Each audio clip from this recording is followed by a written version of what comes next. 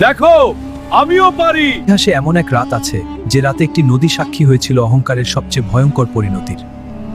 এই মানুষটি নিজেকে ঈশ্বর ভাবত। তার নাম ফেরাউন।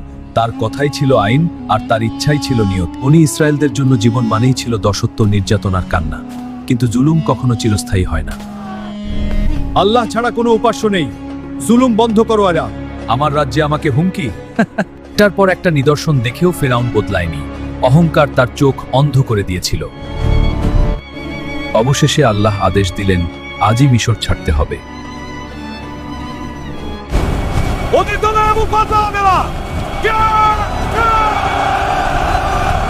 আমরা তো শেষ হয়ে গেলাম। না, আমার রব আমার সঙ্গে আছে। ঠিক তখনই ঘটে গেল এক অলৌকিক ঘটনা। এখানে অসম্ভব মনে হয়, সেখানেই আল্লাহ পথ খুলে দেন। দেখো আমিও পারি। কিন্তু আল্লাহ যখন সিদ্ধান্ত নেন, তখন আর ফিরে যাওয়ার পথ থাকে না। আমি বিশ্বাস করি মুসার রবেই সত্য।